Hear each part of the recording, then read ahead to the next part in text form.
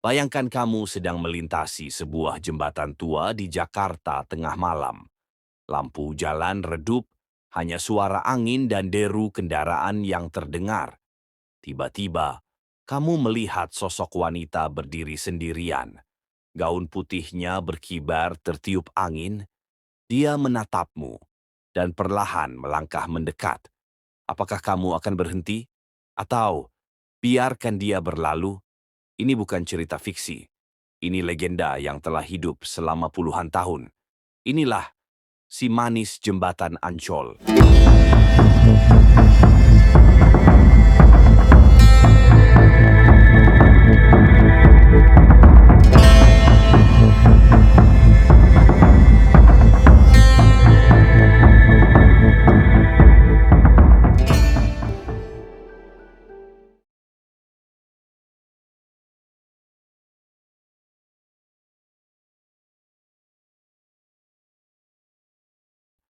Kisah si manis dimulai pada zaman kolonial Belanda, di mana kawasan Ancol masih berupa rawa dan kampung.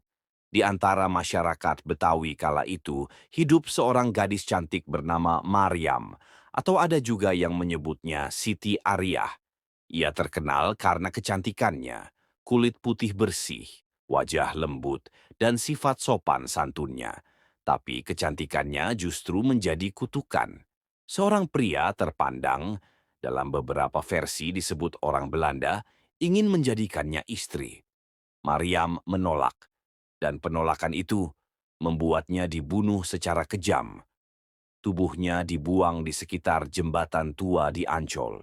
Sejak saat itu, masyarakat percaya arwah Maryam tidak pernah tenang. Sejak tragedi itu, penampakan Maryam mulai sering terlihat. Wanita bergaun putih, rambut panjang terurai, berdiri di tepi jembatan Ancol saat malam hari. Beberapa orang mengaku melihatnya meminta tumpangan. Seorang sopir taksi pernah bercerita, dia menjemput seorang wanita cantik. Diam sepanjang perjalanan. Tapi saat dia menengok ke belakang, bangku itu kosong. Padahal, dia jelas melihatnya masuk ke dalam mobil. Ada juga cerita dari petugas keamanan malam. Mereka melihat seorang wanita melompat dari jembatan. Namun saat mereka cari ke sungai, tak ada satupun tubuh ditemukan. Legenda si manis terlalu kuat untuk hanya hidup di cerita rakyat. Ia akhirnya masuk ke dunia hiburan populer. Tahun 1990-an, sinetron Si Manis Jembatan Ancol muncul di TV, diperankan oleh Diah Permatasari. Sinetron ini sangat populer, menggabungkan unsur mistis dan drama, dan membuat Si Manis jadi ikon. Kemudian muncul film layar lebar pada tahun 1993, dan di tahun 2020, film ini diremake dalam versi horor yang lebih gelap dan modern. Bukan hanya itu, kisah si manis juga pernah dipentaskan di teater tradisional Betawi, seperti Lenong, menggabungkan cerita horor dengan budaya lokal.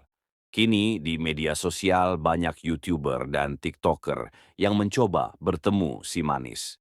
Beberapa datang ke lokasi jam 3 pagi, melakukan ritual panggilan. Dan tentu saja, beberapa dari mereka mengaku berhasil melihatnya. Tapi siapa sebenarnya si manis? Apakah ini hanya urban legend untuk menakut-nakuti anak kecil, atau benar-benar ada sesuatu di sana? Beberapa orang percaya ini hanya mitos. Efek psikologis karena kita terlalu percaya. Sugesti, halusinasi. Tapi yang lain yakin ini bukan sekadar cerita. Mereka percaya Maryam atau siapapun sosok itu adalah roh penasaran yang belum mendapatkan keadilan. Ada pula yang menganggap si manis adalah simbol. Simbol dari ketidakadilan yang dialami perempuan. Tentang kekuasaan, penindasan, dan luka yang terlalu dalam untuk disembuhkan. Si manis jembatan Ancol adalah lebih dari sekadar hantu. Ia adalah legenda.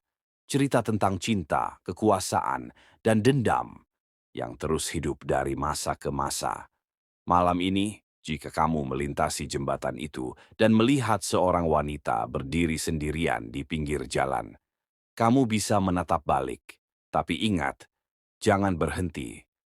Pernahkah kamu mengalami hal serupa? Tulis di kolom komentar. Dan kalau kamu suka cerita urban legend seperti ini, jangan lupa untuk like, subscribe, dan aktifkan loncengnya. Sampai jumpa di cerita menyeramkan berikutnya. Selamat malam dan hati-hati di jalan.